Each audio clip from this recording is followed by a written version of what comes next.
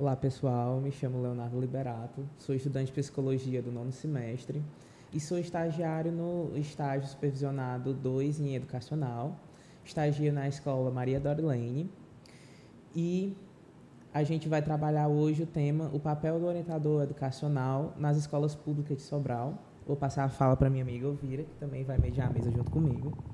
Oi, pessoal, meu nome é Elvira, sou acadêmica do 10º período de Psicologia aqui na Faculdade Luciano Feijão. Assim como o Léo, também faço estágio supervisionado em Psicologia Educacional 2. Atualmente estou fazendo estágio na Escola Ieda Frota. E hoje, a gente tem um convidado muito especial que o Léo vai falar um pouco para a gente. A gente convidou o Walter para falar um pouco sobre isso. O Walter é meu orientador na escola, certo? E aí você pode se apresentar um pouquinho para a gente iniciar. Olá pessoal, tudo bem? Então, como o Léo falou, me chamo Walter Rezende, sou formado em Psicologia pela Universidade Federal do Piauí, tenho especialidade em Psicologia da Saúde e Hospitalar, mestrado em Psicologia pela Universidade Federal do Vale do São Francisco. É um prazer estar aqui nessa tarde com meu estagiário maravilhoso, né? E com a Elvira, que eu conheci hoje, já gostei, né? Eu espero que a gente possa realizar uma troca bem bacana e eu contribuir minimamente aí para o podcast de vocês. A gente quer iniciar sabendo um pouquinho mesmo sobre o que é um orientador educacional. Tá. Então vamos por etapas, né? Então é importante a gente voltar um pouco, né, na história e até mesmo do estudo da psicologia. Existem duas sub-áreas, né, que é a psicologia educacional e a psicologia escolar. E a orientação educacional, ela vai se encaixar um pouco dentro da prática. E onde é que a prática acontece? Mais precisamente, na psicologia escolar. Então, são intervenções, observações, ajudas, né, tanto ao núcleo gestor quanto aos professores, que acontecem na escola. Então, a orientação educacional, ela vai atuar dentro do espaço escolar, não necessariamente apenas por um psicólogo. Nós trabalhamos muito com o coletivo. Então, as minhas intervenções sempre dentro da escola vão levar em consideração os professores, os alunos, e eu conto muito com o apoio da gestão, da coordenação, para que o trabalho possa acontecer. Em resumo, a orientação educacional ela vai se pautar justamente numa atuação dentro da escola, dando suporte aos professores, né, orientando os alunos, pensando no desenvolvimento desse aluno, né, e mediando conflitos quando necessário. E dentro desse espaço, muitas coisas ocorrem. O Léo sabe da dinâmica como é. É tudo muito rápido, né? É um laboratório. Então, a orientação é um campo, né, onde a gente trabalha a psicologia da melhor maneira, pensando no desenvolvimento do aluno. Perfeito. Sim. E aí, Walter, eu queria que você tentasse fazer uma diferenciação, né, do que é o psicólogo escolar. A gente sabe que Sim. tem essa diferenciação do orientador educacional nas escolas aqui de Sobral. Certo. Em algumas cidades, né, que não é o caso de Sobral, Sobral está com essa especificidade de orientadores terem formação em psicologia. Sim. Mas não necessariamente, né, para ser orientador educacional, precisa da formação em psicologia. Né? Para ser orientador educacional, você pode ser licenciado, né, em letras, história, enfim, e ter uma especialização em orientação educacional. No nosso caso, minha formação é em psicologia e a gente tem esse olhar mais próximo da psicologia escolar. Enquanto a psicologia educacional se pauta mais em teorias, em pesquisas, em estudos, a psicologia escolar vai atuar mais na prática. Como eu falei anteriormente, a orientação educacional estaria alinhada à psicologia escolar, né, dando esse suporte, esse apoio, pensando no desenvolvimento do aluno. Sim. E aí, eu queria que você trouxesse um pouco sobre a importância de ter esse orientador na escola. Certo. Olha, muitas coisas já aconteceram desde quando eu comecei a trabalhar aqui em Sobral e desde quando eu comecei a atuar. É lindo de ver o desenvolvimento, eu que estou na escola há 3 anos, né, de alunos, de adolescentes que chegaram no 6º ano, né, e hoje estão no 8º, outros estão no 9º. E faz toda a diferença, porque dentro do sistema de Sobral, eu costumo dividir didaticamente, né, nosso trabalho dividido em 4 eixos. E um desses eixos trabalha as competências socioemocionais. Então, ver o desenvolvimento desses alunos, sabe, que chegam no 6º ano, e eu acompanho 6º, 7º, 8º, 9º ano, que a gente trabalha com, no meu caso, em uma escola especialista de Fundo 2, de tempo integral, é maravilhoso. Então, alunos que chegam à escola, geralmente com problemas pontuais, ou então com situações que extrapolam o muro da escola, e que a gente consegue dar esse apoio, fazer com que o aluno desenvolva essas competências dentro deles e aprenda a conviver, a ser dentro da escola, é maravilhoso, chega a ser gratificante, né? Então, assim, existem N situações em que, depois de um tempo, eu olho o percurso do trabalho que foi feito minimamente com os professores, né, em conversas individuais com o aluno, com o apoio da gestão. Quando eu vejo os efeitos, né, é lindo. É uma história, é uma memória que eu quero ter enquanto eu trabalhar, sabe? Que me faz ter motivos para continuar atuando. E é um trabalho assim de formiguinha, né? É preciso da escola inteira De junto. formiguinha. Eu costumo dizer até de uma letra de uma música, quando andorinha só não faz verão. Sim. E de fato não faz. Por qual razão? Se um aluno chega com alguma situação, algum contexto, não é eu, orientador, psicólogo, né, que tenho que dar conta necessariamente daquela demanda. Então, é interessante passar por esse processo também formativo de tentar ajudar os professores a acolher as demandas dos alunos. Não necessariamente o professor, mas todos aqueles que estão dentro do espaço. Se colocar no lugar do outro, pensar no sujeito, né? Enquanto alguém que também está em desenvolvimento, que de fato precisa de orientação, é muito importante. Então, não apenas o orientador na minha escola que faz atendimentos, acolhimentos, né? Mas também o coordenador faz, os professores faz, né? Eu tenho uma sala, né? Mas essa sala não é uma sala onde há atendimento clínico, que nos é vedado, né? Mas realmente de um lugar mais reservado, onde eu posso conversar com os pais, onde eu posso conversar com os alunos. Retomando um pouquinho da minha fala, eu havia falado que didaticamente, né, eu costumo dividir a minha atuação em 4 eixos. Eu até escrevi para mim não perder o raciocínio, que seria um dos eixos, suporte à gestão, outro, acolhimento à comunidade escolar, outro eixo formativo e outro eixo de orientação de ação.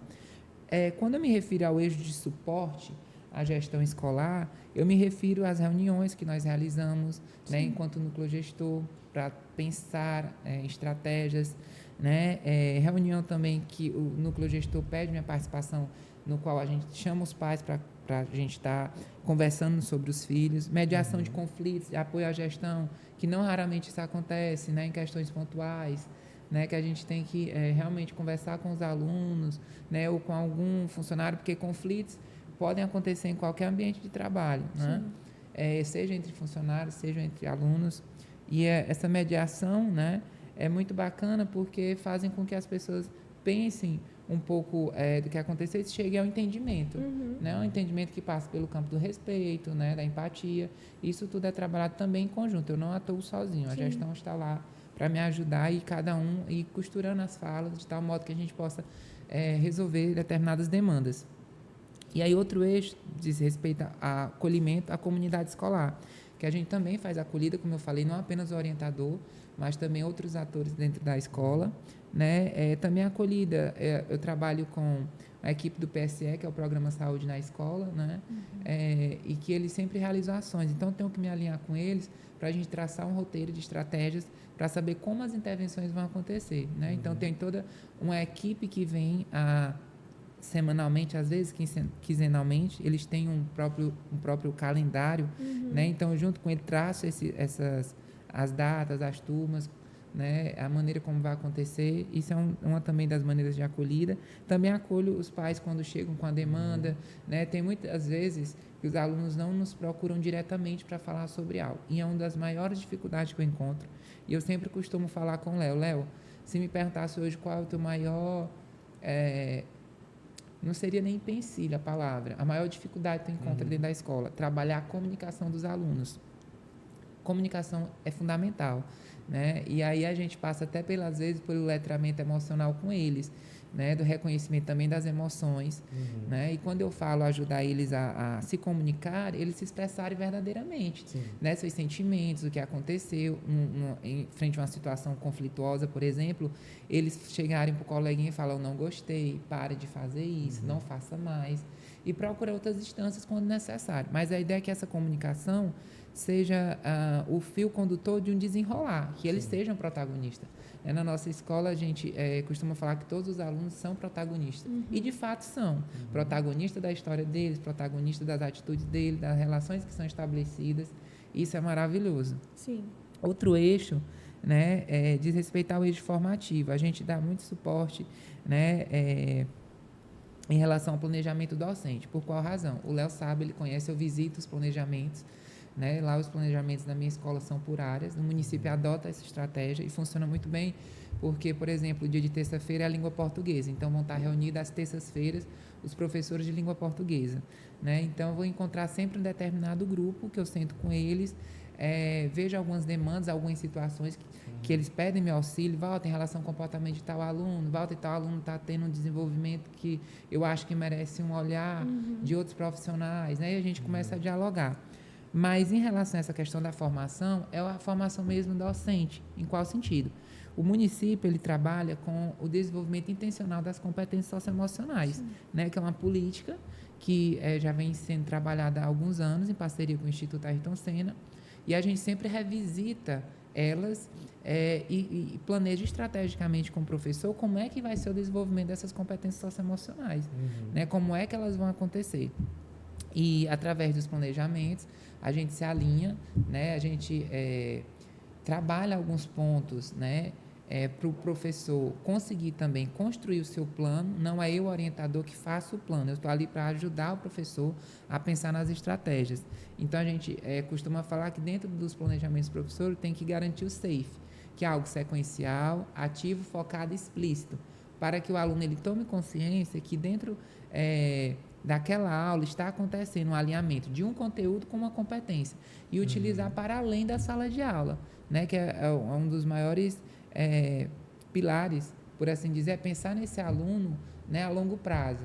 Daqui a 10 anos, esse aluno não vai estar mais no ensino fundamental, talvez já vai ter terminado o ensino médio e já vai estar na faculdade ou formado, mas pensar ele pronto para uma entrevista de trabalho, por exemplo, sabe, com segurança, focado naquilo, passando uma postura, por exemplo, de confiança, né, de autoconfiança, que vai impactar os resultados, uma vaga de emprego, e é mais ou menos nesse sentido.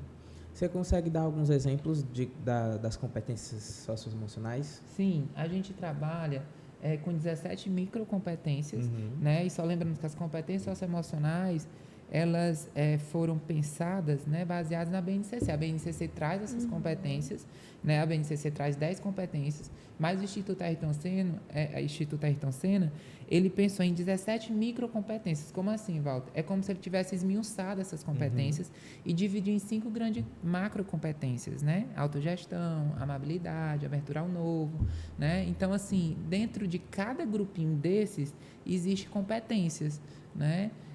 Quando eu falo, por exemplo, de amabilidade, eu estou falando de respeito, empatia e confiança, né? Está presente na BNCC, mas o Instituto Ayrton Senna, ele quis destrinchar isso para, de fato, haver uma maior compreensão tanto do aluno quanto dos professores, né? E de tal maneira que a gente pudesse trabalhar elas de uma maneira mais didática, né? Não que na BNCC não seja, mas algo mais detalhado, sabe?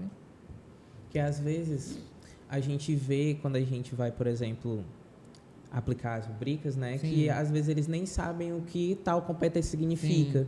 E aí eu acho muito importante esse trabalho no sentido deles se perceberem. Nossa, vou parar e pensar, será que eu sou organizado? Será que eu tenho essa confiança? E aí é muito interessante ver essa criação desse repertório deles. Essa reflexão, Isso. né? E só contextualizando o que são as rubricas. Ao final de um semestre letivo, no qual o professor trabalhou determinadas competências socioemocionais com os alunos, a gente vai estar analisando como é que o aluno introjetou, pensou nessas competências, né? Como é que tem chegado a eles. Então, é aplicada uma rubrica, né, que é um formulário com degraus, é um formulário online, né? Há muito tempo isso já vem sendo aplicado nesse formato, no qual o aluno ele vai dizer em qual degrau se encontra. Como assim, Walter? Aquele aluno ele tem a liberdade, frente a uma pergunta, de dizer, dentro de um degrau, por exemplo, de 1 a 6, qual degrau que ele se encontra de entendimento de determinada competência, né? Então, ele tem essa autonomia. E isso vai servir como? Para a gente ter um olhar, um parâmetro de como é que anda o desenvolvimento, quais são aquelas competências que merecem mais atenção, ou então que os alunos têm menos desenvolvidas, e que a gente pode estar impulsionando o trabalho. Tem umas que eles dominam mais, outras que eles não dominam tanto, e aí a importância das rubricas também para a gente, enquanto profissional, tá refletindo, pensando o que eu posso fazer para potencializar o desenvolvimento de tal competência que está fragilizada, né? Por exemplo, a assertividade é uma das competências que eles têm muitas dificuldades, né, em estar interpretando. Mas aí acontece justamente durante esse planejamento, pensar nessas competências é a melhor maneira, como isso pode estar sendo desenvolvido da melhor forma para o entendimento deles. Sim. E eu acho muito interessante assim, esse trabalho, né, com essas competências que acabam se tornando também valores, né? A escola que eu faço estágio é de Fundamental 1, então as crianças desde o primeiro ano, elas já estão sendo trabalhadas essas questões dentro de sala de aula. A forma que elas respondem à rubrica é diferente, né? É bem mais didático para elas, mas eles já conseguem nomear muitas coisas, né? Que outrora talvez não tivesse esse trabalho, né? Do orientador educacional, junto com o Instituto Ayrton Senna, talvez eles não conseguissem. E eu acho muito importante, porque não é só a disciplina em si, não é só matemática, não é só língua portuguesa, mas é para além disso. Sim, né? A gente tem que, como você disse, né?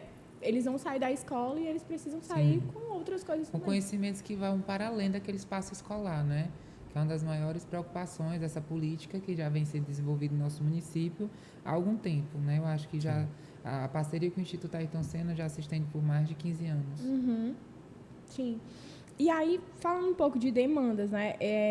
Eu estou dentro desse contexto escolar há muito tempo, assim, desde o início da faculdade, já fui estagiária em escolas privadas. E aí, quando surgiu os estágios, né, obrigatórios, supervisionados, eu logo de cara quis ir para o município, né, para me conhecer as escolas públicas. E aí eu vi que também tem muitas demandas, né? A escola todo dia surge demandas e mais demandas, né? É inevitável. E aí eu queria saber de você, né? Quais foram os tipos de demandas que atravessaram, né, seu contexto escolar, as demandas mais frequentes? Certo. Assim. Eu só vou retomar a minha fala porque para concluir o último eixo, né? Aí eu volto para as demandas específicas. E aí tem outro eixo, por último, não menos importante, né? É o eixo de orientação de ação, que é de visita às salas de aula, né? De repasse de informação aos alunos. Os alunos precisam de muita orientação, gente, né? Tem alunos e alunos. Onde eu trabalho tem mais de 540 alunos. Eu costumo falar que são mais de 540 realidades, né? E esse trabalho de orientação realmente é algo que eu faço com frequência no repasse de informação, em relação ao respeito ao docente, em relação ao cuidado com os materiais, né? Em relação também ao próprio cuidado do corpo, né? Que eles devem ter. Os adolescentes, eles têm uma energia muito grande, então eles correm, eles conversam, eles brincam, algumas brincadeiras que a gente deve estar lembrando eles que devem tomar o cuidado, porque tem brincadeira que às vezes extrapola. Isso também é orientação, né? E aí também é realizado quando os professores pedem alguma ajuda, uma ação pontual dentro de sala de aula, rodas de conversas, né? Participação em aulas, quando os professores estão fazendo alguma atividade de duplo foco, né? Que é envolvendo as competências socioemocionais, nossa presença, para a gente ir ali dando feedback, né? Isso também é uma das formas de ação dentro do contexto escolar, na minha função de orientador educacional. E a execução de atividades pontuais ou continuadas, que são aquelas atividades que eu revisito as salas de aula para lembrar os alunos, para dar algum recado, para acompanhar algo que está sendo desenvolvido. A escola trabalha com alguns projetos, né? Agora mesmo vai ter, ao final do ano, a feirinha do JEP, que é algo que eles estão produzindo, o Léo tem acompanhado, que eles estão reciclando alguns materiais, né? Estão fazendo isso durante as aulas. E ano passado foi um sucesso essa feirinha. E aí tem que lembrar eles do cuidado com o material, o zelo que eles devem ter, lembrar que é algo que vai ser exposto, né? Então tem todo um carinho, um cuidado tem que ser envolvido na produção. Um comprometimento. Isso. Você pode explicar rapidinho só o que é o GEP para Sim, contextualizar? faz parte também de uma proposta, né, no qual os alunos eles conseguem empreender de uma maneira inteligível, né, através reciclando alguns materiais. E isso é despertado também dentro dele algumas competências, né, competências socioemocionais que é necessárias para isso, que é a organização, a abertura ao novo. E aí, quando eu falo abertura ao novo, é pensar diferente para a construção de algo, né? Que aí entra o interesse artístico, né? Que é bastante interessante. E isso produz dentro deles essa consciência do aproveitamento, né? E através disso eles podem estar, para além de um contexto de sala de aula, produzindo coisas a partir da imaginação dele, dessa vivência, dessa experiência que ele teve. E toda a rede está desenvolvendo isso. Eu não sei se na sua escola também está com essa proposta. Porque na minha escola é de Fundi 2. Eu acho que precisa desse desenvolvimento mais de elaboração cognitiva deles maiorzinho. Aí a da Frota é a escola especialista de Fundi 1, não é? Isso. E aí, voltando para a questão da atuação que tu havia me perguntado, né? Quais são as demandas mais frequentes? Isso. Olha, muita questão de indisciplina. É muito comum os professores me procurar. Vamos lá, professor. Aí a gente chega no planejamento e pensa. Me conte mais sobre isso. E é interessante porque através dessa reflexão que eles fazem, eles vão percebendo muitas coisas. Eu falei, bora pensar nesse planejamento. O que é que você tem feito? O que é que você tem feito em situações onde tem lhe desafiado, né? A disciplina é algo que eu tenho que chamar também os pais para conversar, né? E junto com os pais eu também chamo os professores. Porque é necessário a gente também entender aquele contexto daquele aluno. Sim. Né? Como é a vida dele, o que tem acontecido, por que determinado comportamento. Não necessariamente apenas um planejamento muda o comportamento de um aluno. Né? Longe disso. Existem outras questões que devem ser consideradas. Então, muitas vezes, por exemplo, eu já tive caso de uma professora, né, que eu convidei ela para fazer a visita a um aluno. Né? Então, assim, ela reclamava muito da disciplina do aluno, que era muito difícil. Professora, vamos comigo? E aí, com muita dificuldade, ela foi. A gente fez uma visita, né, à casa do aluno, e quando ela viu que ela se deparou com aquela realidade, ela pensou, eu realmente tenho que ser continente para que esse aluno venha até a mim. Né? Ao mesmo tempo, conteúdo, eu tenho que fornecer para ele bases. Né? Então, ela se chocou com a realidade. E é necessário esse impacto para ela ter noção que muitas vezes questões, por exemplo, a relação da indisciplina, não necessariamente é algo que o aluno quer, mas tem todo um contexto por trás disso, né? E que ela pode tentar ajudar o aluno a pensar nesses comportamentos, nessas atitudes, através das reflexões, nos momentos que eu também tenho com os alunos, que eu tenho um momento também de diálogo com eles. Não é algo clínico, mas é algo que faz ele refletir, né? Faz ele pensar. E eu lembro ele a questão da importância do respeito, da boa convivência que deve ter, né? E acontece nesse sentido. Outra demanda que acontece muito é em relação ao atraso de aluno, né? Que eu acho que é uma realidade de muitas escolas. Aluno chegar atrasado. Então, a gente adota algumas estratégias. Na nossa escola, atualmente, tem uma lista, né? Que o aluno, ao chegar atrasado, ele anota e justifica. Ao final do mês, a gente pega essa lista, vê a quantidade de faltas, quem foi aquele aluno que repetiu determinado comportamento e chama os pais. Outra demanda também que acontece na minha escola é relacionado à questão do fardamento, né? Tem muitos alunos que, às vezes, se sujam muito, ou então não vão com fardamento. Eu tenho que chamar os pais para conversar com eles sobre isso, porque é uma questão também de zelo, de cuidado. A gente pede sempre para os pais reforçar algo que pode ser feito. Alguns professores me procuram muito em relação ao planejamento, né, quando sentem algum tipo de dificuldade, né, questão de participação em reuniões que é para gerar algum tipo de conflito específico, ou então que eu tenho que participar de algum evento. São várias as demandas, né? É um campo bastante fértil de atuação, não param. Pasmem, são demandas que às vezes são novas, que não necessariamente se repetem, né? Que surgem, né, naquela dinâmica que é o espaço escolar. Sim. E aí, você já deu alguns exemplos, né, de atividades que você faz na escola e tudo mais, com toda a comunidade escolar, mas eu queria saber se tem alguma ação, alguma atividade que é criada e planejada por você, Tem algumas atividades que eu faço, né? Como, por exemplo, o meu acompanhamento pessoal das aulas de duplo foco, né? Eu não trabalho especificamente com projetos, mas eu trabalho com uma agenda, né? Eu trouxe a tela aqui, e essa minha agenda, ela tem as atividades que eu for realizar e que já viraram, faz parte do meu cotidiano. Como, por exemplo, eu gosto sempre de fazer a acolhida, uma acolhida que é matinal, eu tento chegar sempre mais cedo para me recepcionar os alunos. Gente, isso faz toda a diferença. Você estar ali na escola, receber aquele aluno com um bom dia, talvez ele não recebeu em casa, né? Isso, muitas vezes, é algo que ele esteja precisando ouvir de alguém que se torna referência, que minimamente já impacta eles, que cria um laço afetivo. E eu costumo falar que o meu trabalho de orientador educacional, ele se pauta muito no laço que é construído, Com certeza. né? Na apropriação da cultura, no senso de pertencimento. Então, eu tento sempre fazer com que isso aconteça. Porque quando eu consigo fazer isso, aquele aluno que está com um problema me procura em qual sentido? Para ter uma orientação, para falar sobre algo.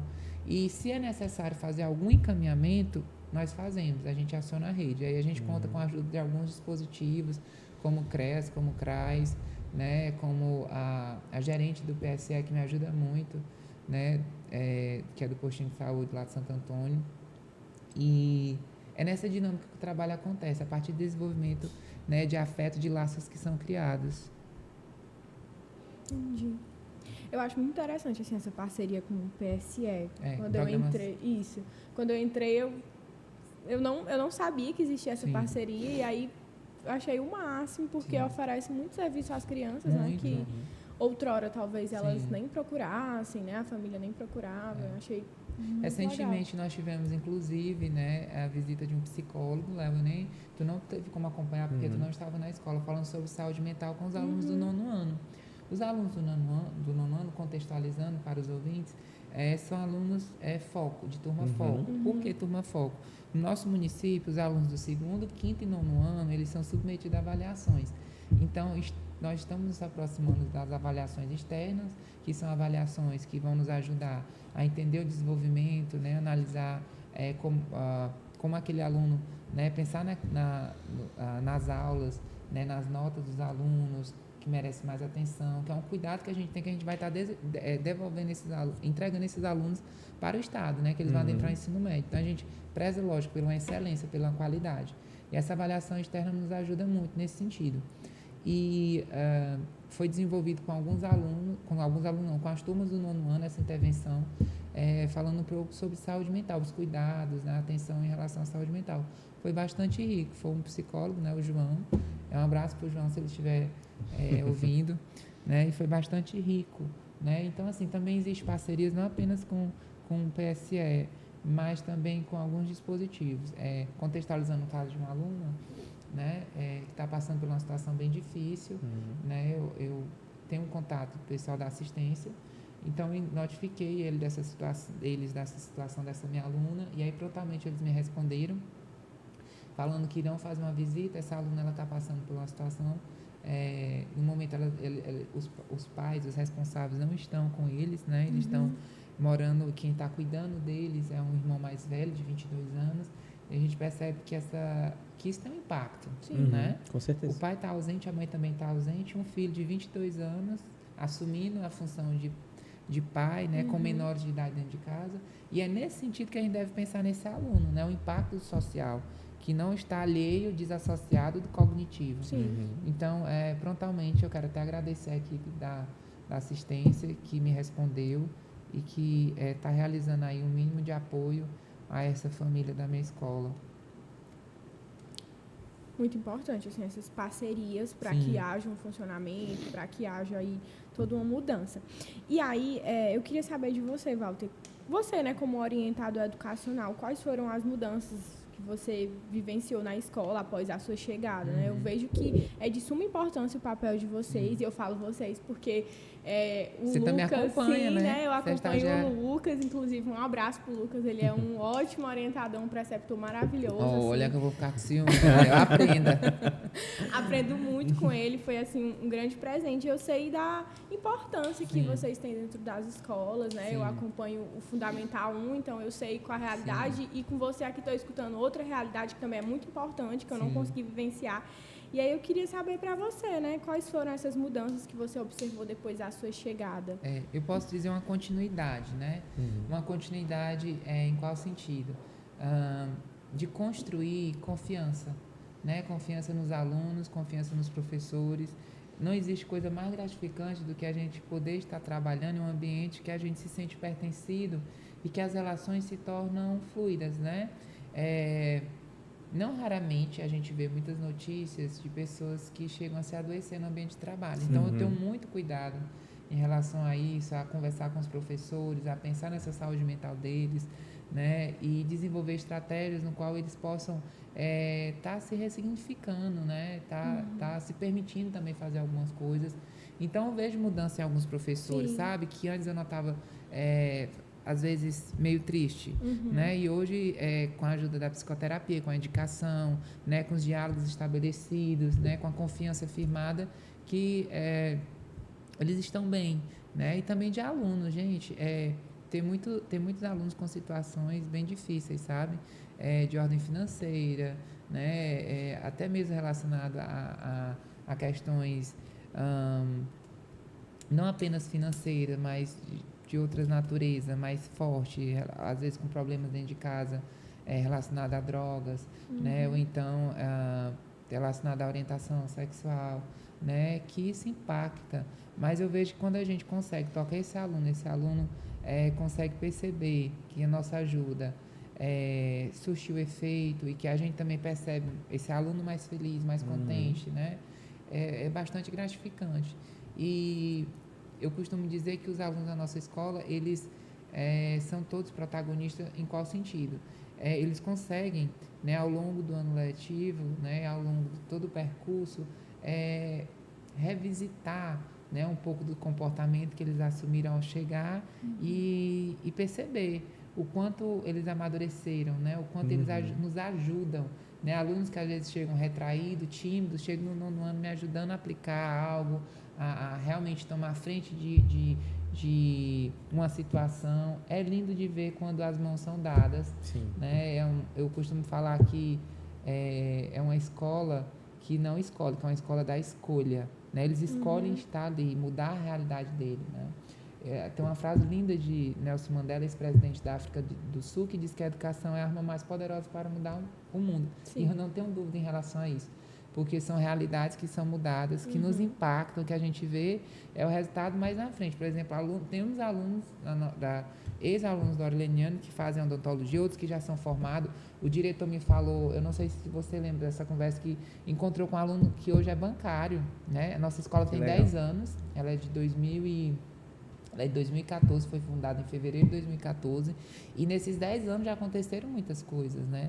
E eu percebo alunos que tinham conflitos às vezes de ordem pessoal, ou então tinham dificuldade de se relacionar com outros colegas, que conseguiram diluir tudo isso, né? Que são, ao sair do nono ano, são pessoas bem melhores, né? E isso tem toda uma ação por trás, né? Desenvolvimento das competências, diálogo dos professores, o diálogo do orientador com eles, né? A ida da família até a escola, né? E nessa dinâmica eu percebo isso de saltar os olhos, né? O desenvolvimento desse aluno, quando é lógico, positivo, quando é belo, quando é bom. Você falando, e eu lembrei lá do meu início do estágio, quando eu comecei a conhecer a escola e tudo mais, que eu chegava na supervisão e eu falava, gente, eu fico surpreso quão o Walter é inserido na equipe e quanta abertura você tem com os professores, com a coordenação, com a direção, tudo mais, que você está sempre conversando com as pessoas e dialogando, e que essa abertura é mútua, que eles também têm essa abertura para você ir lá e, gente, eu acho que fazer tal coisa vai ser muito legal, vai trazer resultados muito bons. E eu sempre falo, gente, ele é super inserido na equipe. E é muito legal de ver, porque a gente sabe que não é toda a escola que tem essa abertura para a gente fazer esses trabalhos voltados mais para psicologia e tudo mais, para essas coisas mais da nossa área mesmo. E aí eu fiquei muito feliz quando eu vi que você conseguia mesmo trabalhar todas essas coisas, que não tinha impedimentos. E isso é muito importante. E a gente, como você estava falando, né? A gente vê os resultados disso. E aí, Léo, eu volto até para a fala anterior, quando eu disse que a questão do afeto. Se perguntasse, qual é o segredo, o ingrediente? É o afeto. Afeto é a confiança que é construída, sabe? Para os professores entender que a gente não está ali para ensinar. A gente está ali para somar, nós somos uma equipe, né? Então, para isso acontecer de fato, tem que haver afeto, tem que haver diálogo, tem que haver confiança. O trabalho do orientador não acontece só. Sim. Longe, nunca. Mas se realmente não tiver um coletivo que abrace, que faça as coisas acontecer, e que você também tem que lembrar, se lembrar, né, que é necessário também gotinhas de motivação. Sim. Mínimas, um bom dia, né, um elogio. Isso vai fazendo com que as pessoas se sintam mais acolhidas, mais entusiasmadas, né, e que colaborem de fato para tudo acontecer. Às vezes uma coisinha, entre aspas, simples dessa, né, muda o dia da pessoa e vira outra coisa, né? Sim. E aí, você já falou alguns exemplos também, mas se você lembrar de outros, alguns desafios como orientador. Sim. Bom, como orientador, posso falar que eu senti, né? Foi quando eu cheguei ao município, eu cheguei em 2019, né? Faz 5 anos que eu estou trabalhando na rede. Mas trabalhar as competências, para mim foi algo bem novo, sabe? Eu sou piauiense, né? Lá no Piauí não tive contato intencional com as competências. Como eu falei para vocês, as competências elas estão presentes na BNCC, Sim. mas nosso município é diferenciado, né? Ele trabalha intencionalmente em sala de aula, através das aulas de duplo foco. Então, eu tive que estudar o material do IAS, eu tive que discutir com os outros orientadores para me entender essa proposta, porque as aulas de duplo foco, elas vão envolver um planejamento, mas quando a gente fala duplo foco, não é algo tão simples, né? Requer justamente um diálogo com os professores para que eles abracem a ideia. A gente não vai forçar eles a fazer isso. Então, eles têm que se sentir à vontade e que não fosse de uma maneira rígida, mais leve, para fazer sentido para ele e para o aluno. Porque se não fizer sentido para ele, para o aluno é que não vai fazer. Então, como fazer isso com tanto cuidado e maestria, né? Então, para mim foi um desafio isso no início, e aí, lógico, foi ao longo do tempo. Nós temos apoio da SEDUC, né? A SEDUC fornece uma formação, né? Juntamente com a SFAPEG, né? Que é a Escola de Formação Superior do Magistério daqui de Sobral, que fornece ajuda para a gente, apoio, a gente discute com eles, né? E a minha formadora Ancila, beijo, professora Ancila, e ela sempre está dialogando com a gente, como proceder, o que fazer, né? Qual a melhor estratégia. E aí, isso foi um dos meus maiores desafios, foi entender a proposta e fazer com que ela acontecesse. Hoje, para mim, não é algo estranho, é mais comum do que mais comum, bem simples. Em relação às formações, né? Vocês têm formação mensais, né? Uma vez por mês nós nos encontramos, geralmente na Escola de Saúde Pública, aquele prédio que fica ali na Avenida alguma coisa Sanford, né? John Sanford. E com a professora, ela no caso tem formação em psicologia, né? A professora Ancila, e ela tem todo esse cuidado em preparar o material, em discutir temas do dia a dia, né? Em falar sobre as competências socioemocionais e discutir as práticas exitosas, né? Isso daí é uma maneira de qualificar nosso trabalho. Aí nessas formações vocês falam sobre as práticas de vocês, isso, compartilham? a gente compartilha, eu já fui também um dos convidados, né? Geralmente ela escolhe alguns orientadores e vamos relatar as práticas, o que tem dado certo. Aí na escola do Léo tem uma prática bastante interessante, foi desenvolvida com os alunos dos 6º anos, né? Então é compartilhada, é explicada como aconteceu, né? Para além, lógico, das teorias que nós temos, a discussão de materiais teóricos, estudos de caso, mas sim, a gente discute muito isso e a gente vê que isso é maravilhoso, né? Por exemplo, alguma dinâmica que foi realizada e a dinâmica foi boa, que os professores gostaram, ou de algum projeto que está sendo desenvolvido, que pode ser desenvolvido em outra escola. Agora, é uma observação que eu faço que é fundamental entender que cada escola tem sua cultura, cada escola tem seu ritmo. Então, não necessariamente algo que está sendo desenvolvido na sua escola vai dar certo na minha. Algumas pessoas têm dificuldade para entender isso. Então, é por isso que deve haver, inclusive, uma apropriação do orientador dessa cultura. Sim. Né? E isso, como é que acontece? Com o tempo, no dia a dia. Né? Nas trocas de informações, nas trocas de afeto, é que a gente vai conseguir se apropriar dessa cultura e falar, olha, eu acho que isso dá certo na minha escola. Sim. Sabe? E é importante, né? Porque é um momento que vocês conseguem trocar, aprender uns com os outros, Sim. né? Rever também os orientadores, né? Sim. Que nós somos atualmente 37 orientadores, éramos 50, né? Mas devido à desistência, né? Ou então, às vezes, por passar em outro concurso, ter que se mudar de cidade, hoje nós temos 37 orientadores. Alguns estão apenas em uma escola, né? E outros estão divididos entre 2 escolas. Entre sede e distrito. O Lucas, ele tá em 2 escolas atualmente. Sim. Ele se divide. Eu acho que ele deve passar talvez um dia no distrito, ou 2 dias no distrito e 3 dias na sede, né? Isso. Você tem mais alguma pergunta para fazer? Não. A gente começa a conversar, né? E vai fluindo muitas coisas, muitas questões. Acaba que talvez eu tenha respondido até algumas perguntas, além, né? E assim, isso é muito importante, porque como eu já ressaltei, né? Eu venho de uma realidade, né? Eu tô com outro orientador de uma funcionalidade totalmente diferente, né? Sim. Fundi 1, então é outro contexto. Sim. Mas, assim, muito bom lhe escutar um pouco das suas atividades, dos desafios, que, como você disse, é outra funcionalidade, outra cultura da escola. Fundi 1, a gente trabalha muito com letramento emocional, né? Ensinar as crianças a nomear as emoções, que é diferente de sentimentos, né? As emoções é algo mais rápido, passageiro, e sentimentos é algo mais profundo, que tem um componente cognitivo. Mas ajudar eles a nomear as emoções é lindo, porque é necessário, né? Sim, sim. Desde cedo, aprender. Sim. E aí a gente agradece muito por você ter aceitado o convite. Eu acho que foi uma conversa muito legal, muito enriquecedora. Às vezes a gente... Na psicologia mesmo, as pessoas não sabem o que é o orientador, não sabem a diferença do psicólogo escolar para o orientador educacional. E eu acho que o nosso papo foi muito legal, muito esclarecedor, não é? Sim, e é como você disse, né? O nosso município tem esse diferencial, né? Dessa orientação nas escolas por psicólogos. Tiveram cuidado, né? Sim, isso eu acho assim de suma importância, né? Como você já trouxe seu papel, né? Como Paulo Freire mesmo ressalta, né? A educação, ela não consegue transformar o mundo, né? Mas ela consegue transformar as pessoas e as pessoas conseguem transformar o mundo. E eu acho isso assim, lindo, essencial. E é muito do que vocês conseguem fazer na escola, né? Um trabalho de formiguinha de suma importância.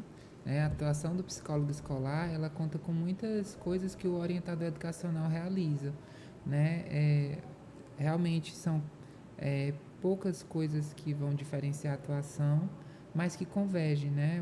A orientação está dentro da psicologia escolar, né? Então, o fazer, né, do psicólogo dentro da escola é algo que passa pelo campo da reflexão psicológica, né, algo que passa pelo cuidado, pela atenção, né, e principalmente pelo desenvolvimento de afeto. Sem isso, a gente não consegue nada. Sim. É isso, pessoal. Eu que agradeço aí por esse momento, né? É sempre bom a gente estar compartilhando nossas experiências, nossas práticas. Eu espero que eu tenha minimamente contribuído, né, para a formação. Não podia deixar de atender esse pedido do meu estagiário maravilhoso, Léo, de estar aqui conversando com vocês e de levando um pouco dessa interação, desse momento para outras pessoas, tá bom? Obrigado novamente por ter aceitado o convite e vamos esperar que no futuro talvez a gente volte a falar sobre outros temas, sobre outros assuntos, até porque a escola é esse lugar que está sempre acontecendo, dinâmico, né? vivo, inquieto. Tá certo. E a gente agradece você que está escutando. E é isso.